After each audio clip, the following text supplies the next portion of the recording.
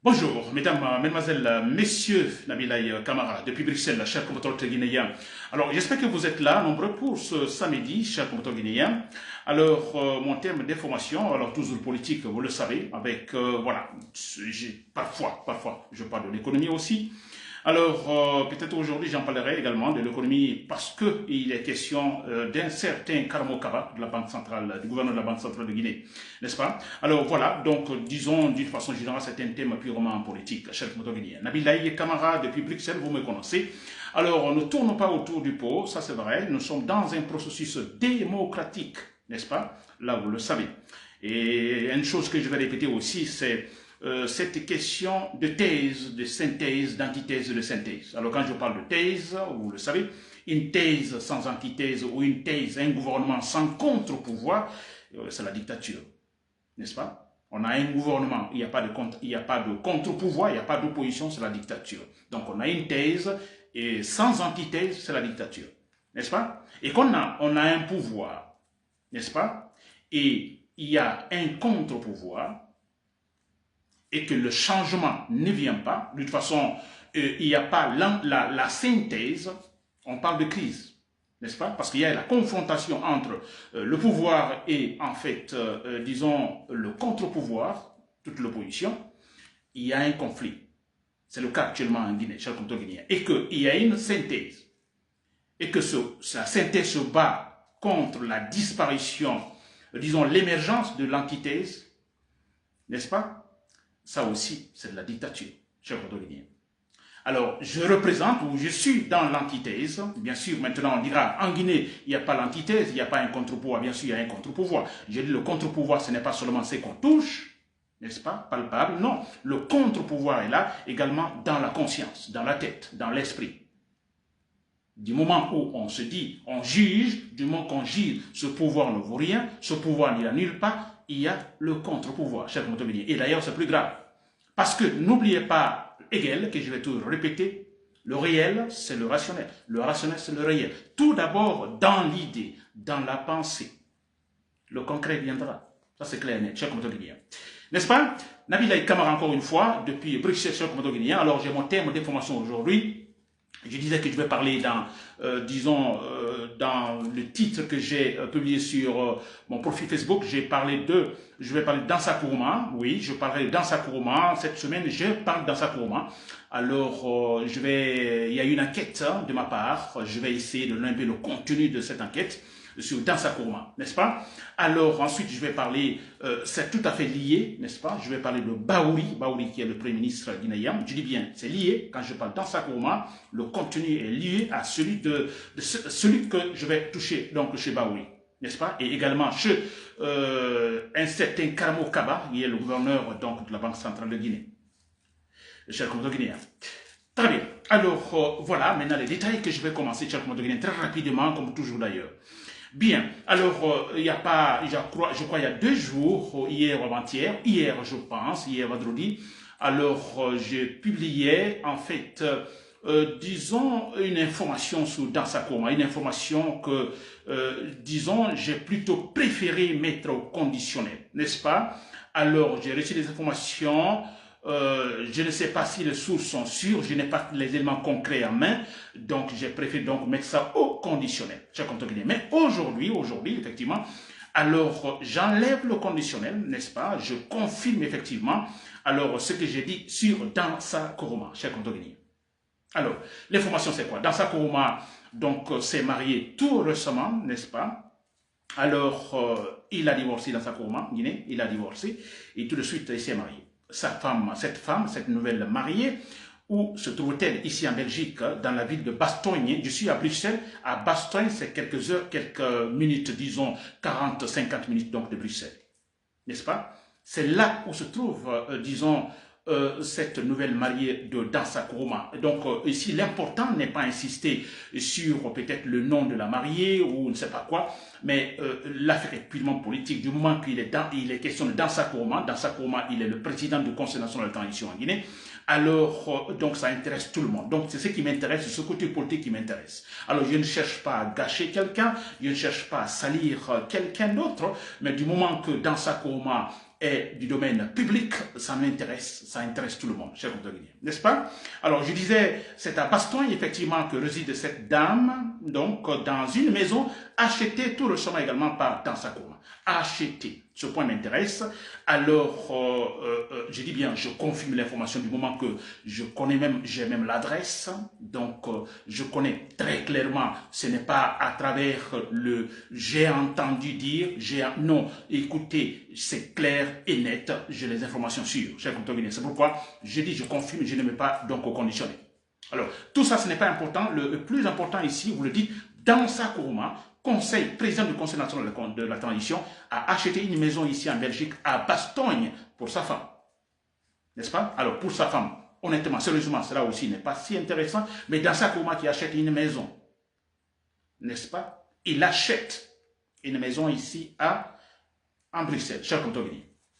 Alors, c'est quand même, c'est ce que je me dis souvent, je crois que j'aurai également un direct spécial sur ça aussi, c'est cette question qu'on doit se poser, que les dirigeants de cette transition, la transition est terminée de ce gang, on peut dire, au pouvoir, alors que les gouvernés, ces gouvernants soient capables, n'est-ce pas, soient capables et surtout préoccupés d'acheter des maisons ailleurs. C'est la grande préoccupation. C'est un peu à la mode, n'est-ce pas? Alors tous, ils se battent alors acheter des maisons ailleurs, que ce soit en Europe, en Amérique, au Canada, aux États-Unis, alors ils s'achètent des maisons. C'est-à-dire, alors ces maisons sont achetées où les femmes sont épousées, où les enfants sont, les femmes sont plutôt envoyées à l'extérieur et résider dans ces maisons. N'est-ce pas? C'est quand même extraordinaire. Alors on peut se demander, Nabil Kamara, vous exagérez, mais écoutez, Dansa Kourma, il est le président du Conseil national de transition, il est super bien payé, d'accord? Alors il est bien payé, il peut bien s'acheter. Alors moi je dirais, non, là il y a conflit. Écoutez, acheter une maison, nous savons combien ça coûte une maison, s'il vous plaît. Même ici, les Européens, je dis bien les Européens qui sont même des ministres, alors il est impossible de la part des ministres, d'un premier ministre belge, je prends par exemple ici, qu'il s'achète une maison cash. Non, ils passent tous, je dis bien tous, peut-être la manière de paiement différente, le quota, vous comprenez, mais ils passent tous par des hypothèques. C'est quand même difficile de la part d'un ministre belge de s'acheter cash une maison. Maintenant, on a un Guinéen, un pays pauvre, très pauvre, s'il vous plaît, où en fait, les salaires incomparables donc à ceux, par exemple, des gouvernants ici en Europe, mais qui sont capables, ils sont là-bas, ils s'achètent des maisons cash, s'il vous plaît. Pas seulement la Guinée. N'est-ce pas? Il n'y a pas longtemps, j'ai un ami congolais que j'ai accompagné tout récemment, cette fois-ci à Liège, n'est-ce pas? Alors, cet ami congolais, partait pour certains travaux, vous comprenez? Alors, et tout de suite, j'ai eu cette information que c'est presque un château, mais acheté, disons, qu'il est en train de construire, il a acheté une ancienne maison, qu'il est en train de rebâtir, c'est un château, disons. Alors, le monsieur, c'est qui? Le propriétaire, c'est un ministre congolais. Vous comprenez ça? Alors, Congo, on souffre tellement, maintenant on a un ministre là-bas qui est capable d'acheter un terrain et construire un château, s'il vous plaît. Ça, c'est entre parenthèses. N'est-ce pas? Alors, la question, c'est là ce qui m'intéresse. Voilà pourquoi c'est, disons, ce direct où je parle Dansa Kourma. Ce n'est nullement pour salir quelqu'un, vous comprenez, la dame, la nouvelle mariée, tout ça, non. Mais je dis bien, du moment que Dansa Kourma fait partie du domaine public, on parle de lui. D'où vient cet argent, s'il vous plaît? Et Dansa Kourma n'est pas le seul. J'ai pas mal d'éléments actuellement ici, il n'est pas le seul. Ils sont nombreux, les ministres, qui viennent de construire, acheter des maisons ici. On parle d'un certain ministre, je crois, de la jeunesse, non pas de la jeunesse, de la culture en Guinée, un certain Silla, qui aussi a acheté maison ici. Hein, et aussi, il y a le conseiller de danse, comment on appelle, de Bouya, Doumbouya, j'oublie finalement son nom, Monsieur Doumbouya, parce que je dis souvent le boucher de Conakry, vous comprenez Mamadi Doumbouya. Voilà. Alors, son conseiller, un certain Ba Mamadou, ou Mamadou Ba, son conseiller, vous comprenez, qui, ensemble avec ce ministre, disons, de la culture, ceci-là, alors ensemble, dans la même zone, ont acheté des maisons en France, quelque part ici. Vous voyez? Alors, c'est un peu à la mode, nous le savons tous, il y a beaucoup à Mara Camara, et tous, soit au Canada, etc., tous se cherchent des maisons ailleurs. N'est-ce pas? C'est quand même, je crois qu'on doit se poser la question. N'est-ce pas? Et quand vous avez suivi le thème, le titre, je parle de Baouri également. Et là, c'est inclus. Parce que si vous entendez Baouri, et tout récemment d'ailleurs, Baouri, dans son discours, il a parlé de Nicaragua. Nous savons, Nicaragua, il y a pas mal de Guinéens actuellement qui passent par Nicaragua pour se rendre aux États-Unis, de s'exiler effectivement. Voilà, nous sortons pour aller chercher ailleurs. N'est-ce pas? Alors, on a Baouri qui, tout de suite, dans son discours, le Premier ministre indexe, parle de Nicaragua comme une façon d'attirer les autorités américaines sur ce fait, histoire de bloquer ces Guinéens qui profitent, disons, de cette voie pour se rendre aux États-Unis. Alors, Baouri ajoute que, mais écoutez, nous allons travailler. Il dit, le CND va travailler. Il va travailler. Ne sortez pas. Restez ici, s'il vous plaît. Restez ici. La Guinée sera en fait une sorte de merveille. Le travail va se créer, c'est Baouri qui le parle. Mais pendant que Baouri donne de tels discours, cherchant à décourager les gens à, disons, aller ailleurs, ou à dénoncer toxiquement les Guinéens à aller ailleurs, parce que quand il parle de Nicaragua, c'est un discours toxique, c'est une façon de dire aux Américains, essayez d'être drastique dans vos contrôles du côté de Nicaragua. C'est purement toxique. Mais pendant que Baouri donne de tels discours, on a les ministres, lui il est Premier ministre, on a les gens dans son gouvernement, les ministres donc de son gouvernement, qui s'achètent des maisons ailleurs, pas en Guinée, ailleurs, en France, en Belgique, en Suisse, au Canada, aux États-Unis, partout s'il vous plaît, ailleurs. Et Baouri encourage les Guinéens à se retourner. Encourage les Guinéens, décourage ceux qui veulent sortir et encourage ceux qui sont alors ailleurs de rentrer. Mais on a dans le gouvernement, tous les ministres, je dis bien tous, se cherchent des maisons ailleurs, cherchent de caser leur famille quelque part en Europe. Les enfants, tous en Europe, en Amérique. Il y a, n'est-ce pas, une contradiction? C'est une contradiction.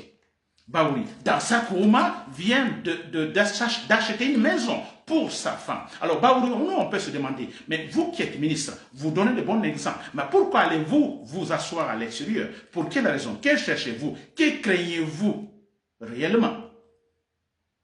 N'est-ce pas la bonne manière d'encourager les Guinéens? Si vous-même vous campez, vous restez en Guinée, mais tous se cherchent à caser leur famille, une partie de leur famille à l'extérieur, en s'achetant des maisons avec de l'argent volé, s'il vous plaît. Baouri, pouvez-vous réfléchir un peu, Baouri, revoir votre discours? Bon, on sait que Baouri, ce n'est pas facile, vous êtes un hypocrite, nous le savons. Mais n'est-ce pas une contradiction, chers compatriotes, vous qui m'écoutez? Le Premier ministre demande aux Guinéens de rentrer, décourage certains qui veulent sortir. La Guinée, ce sera une sorte de merveille. La Guinée, ce sera le paradis. Venez ici, restez ici. On a des ministres qui s'achètent des maisons ailleurs. Envoient les familles ailleurs. Chers compatriotes guinéens, ça c'est la Guinée. Alors moi, c'est la question que nous devons nous poser, s'il vous plaît. Cet argent, l'argent de tout le monde, les ministres sont capables d'acheter des maisons cash ailleurs, s'il vous plaît.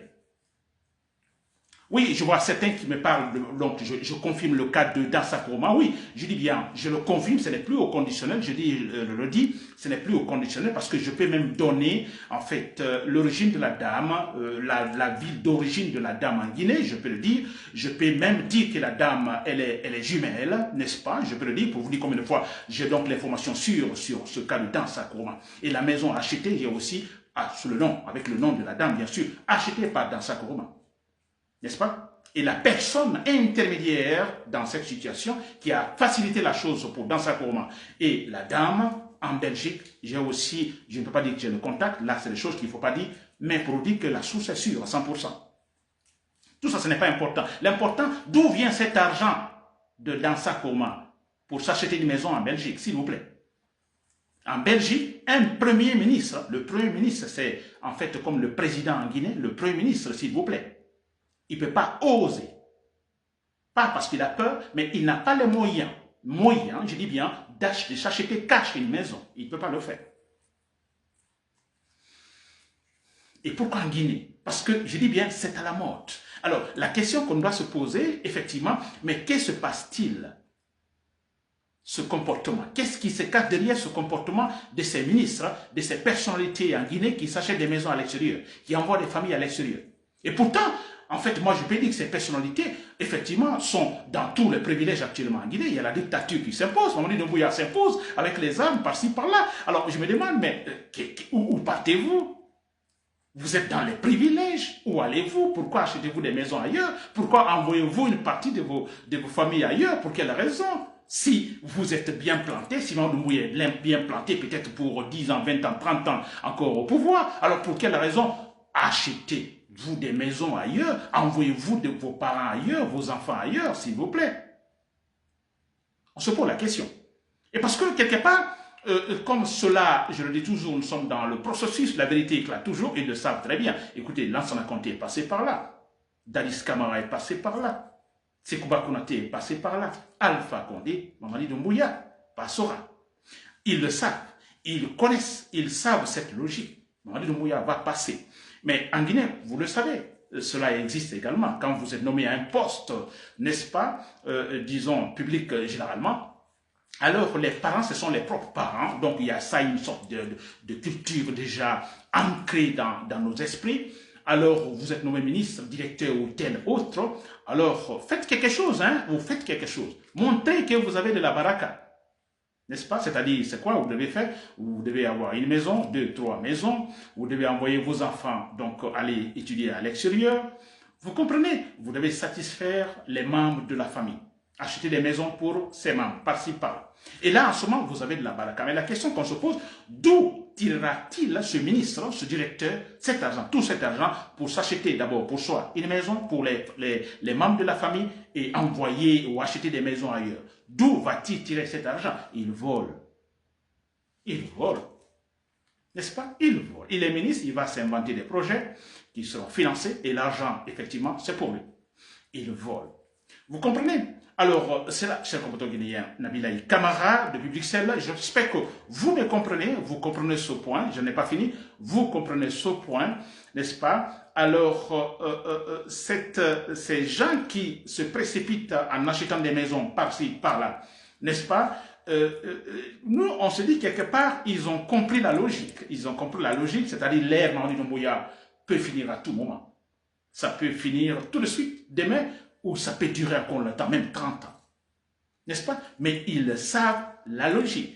Il va quitter. Mais eux, surtout, ils savent qu'ils sont ministres, ils sont directeurs. À tout moment aussi, ils peuvent dégringoler. Vous êtes nommé ministre, hein? Ministre, la durée de, disons, d'un ministre à son poste, vous comprenez, 5 ans, je dirais, c'est trop, trop. Donc, le ministre sait qu'il est là pour un temps très court d'ailleurs.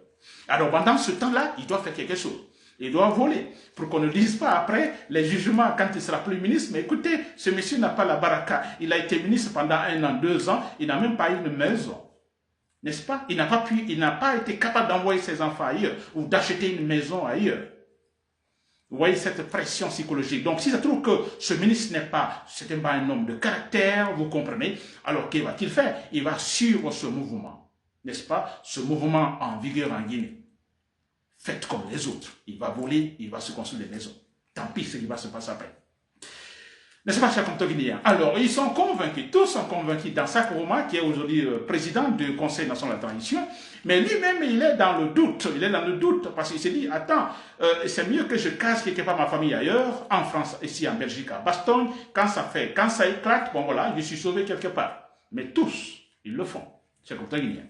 C'est grave, n'est-ce pas? Et à Baouri, pour terminer sur Baouri, je pense que vous êtes le Premier ministre, n'est-ce pas? Alors, vous connaissez effectivement cette histoire. Si vous-même, d'ailleurs, vous n'êtes pas aussi intéressé, n'est-ce pas? C'est-à-dire avoir des maisons ailleurs, vous comprenez, des appartements ailleurs, des familles qui sont envoyées ailleurs pour faire des études, pas en Guinée. N'est-ce pas? Parce que tous, vous êtes convaincus qu'à tout moment que Mamadi Doumbouya ne sera plus là, il va chuter et que les choses avec les nouvelles autorités, vous pourriez avoir en fait, effectivement, des problèmes.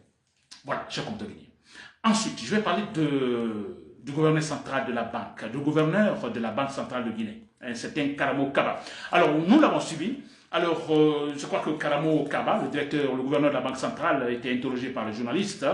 Alors, entre autres questions, donc, on lui demande effectivement pourquoi, effectivement, la Banque centrale de Guinée n'émet pas des billets, des copies, de grosses coupures de banque, des billets de banque de 50 000 ou de 100 000 francs guinéens.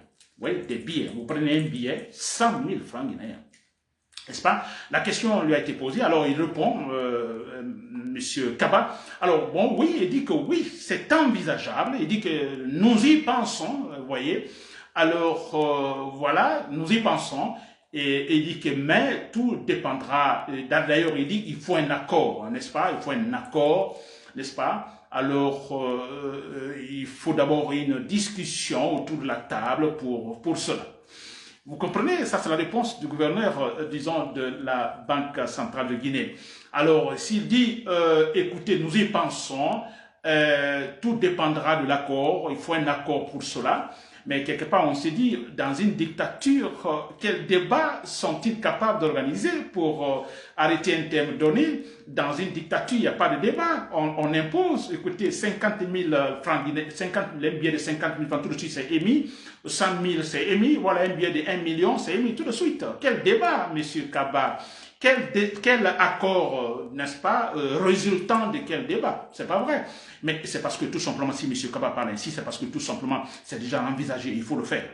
Il faut le faire. Mais quelles sont les conséquences, par exemple, d'avoir des coupures de 50 000 francs guinéens ou de 100 000 francs guinéens, ou un billet de 1 million de francs guinéens? Les conséquences, oui. En fait, les économistes disent que bon, c'est un indicateur négatif. Un pays qui émet de tels billets, de telles coupures, grosses coupures, en fait, c'est un indicateur négatif. Ça prouve quelque part que l'économie ne va pas bien, n'est-ce pas? L'économie ne va pas bien. Il y a un problème économique, n'est-ce pas? Et c'est clair. Parce que, alors, émettre des billets de 50 000 dans un pays comme la Guinée, je prends l'exemple sur la Guinée, 50 000, 100 000 francs guinéens, vous voyez, vous prenez un billet de 50 000, 100 000 francs, c'est beaucoup plus facile à transporter. Vous imaginez, on a dit, vous avez 10 millions ou 20 millions de francs avec vous, mais tout en billet de 20 000 francs. N'est-ce pas? C'est beaucoup. C'est beaucoup. N'est-ce pas? Quelqu'un vous envoie par exemple 10 000 euros en Guinée, vous allez chercher l'argent à la banque, mais vous remplissez votre voiture. Il n'y en a pas tous les billets, c'est trop. Mais ici maintenant, les billets, on a les billets de 100 000, billets de 100 000 ou d'1 million. Alors vous voyez, au lieu de remplir toute une voiture l'intérieur, vous voyez, c'est quand même transportable. N'est-ce pas? C'est un peu, vous voyez, logique, facile à transporter, facile à manier. N'est-ce pas, cher contribuable? Donc ça, c'est un peu le côté positif, disons, facile à transporter. N'est-ce pas? Pour ce qui concerne qu'on appelle les transactions financières. N'est-ce pas? Si vous allez, par exemple, faire des achats en espèces, en cash, c'est encore facile. N'est-ce pas? Vous n'allez pas remplir votre voiture, vous allez acheter un poste téléviseur, vous comprenez, vous voyez, avec non, mais cette fois-ci, donc facile à manipuler, vous achetez ce que vous achetez cash. N'est-ce pas? Le positif. Alors, le négatif, c'est qu'ici, nous connaissons la Guinée, la corruption est très active. Alors, on a aussi le trafic de drogue, c'est beaucoup, et aussi, surtout la corruption, le vol des deniers publics par les gouvernements. Il y en a plein. Alors, généralement, vous savez, vous êtes un voleur et que avec le statut actuel disons, la monnaie guinéenne, avec les billets de 20 et ainsi de suite, alors un ministre qui vaut de l'argent, vous savez, c'est un peu compliqué pour lui parce que s'il veut envoyer l'argent aux États-Unis ou envoyer l'argent ici, par exemple, il faut une transaction financière. Donc, disons la voie informatique, n'est-ce pas? Le virement. Alors, c'est plus facile tout simplement à détecter une telle situation parce que les autorités belges, par exemple, voyaient une telle somme d'argent, disons 30 000, plutôt 4 000 ou 5 000 ou 10 000 euros, vous comprenez, rentrant en Belgique, alors ça attire un peu l'attention des inspecteurs, vous comprenez, qui vont essayer de poser la question, la source, etc., etc. N'est-ce pas? C'est un problème, surtout pour, voilà, comme je viens de dire, un ministre qui doit envoyer de l'argent ici en Europe, pour s'acheter une maison. Alors, les trafiquants de drogue, par exemple, vous voyez, c'est tout à fait compliqué pour eux. n'est-ce pas, pour la transaction financière de manière informatique. Alors, mais vous imaginez, il y en a des gros billets, des coupures de 50 000, 100 000. Alors, vous voyez, c'est facile à transporter. Donc, ils peuvent, sans passer par la transaction financière informatique, et cette fois-ci, camoufler quelque part, garder avec eux. Vous voyez, 100 000, c'est beaucoup. C'est facile à transporter. Donc, c'est une façon, effectivement, de faciliter la tâche à ces ministres menteurs, à ces ministres voleurs, à ces gens corrompus. C'est tout. C'est très simple, cher Guinéen.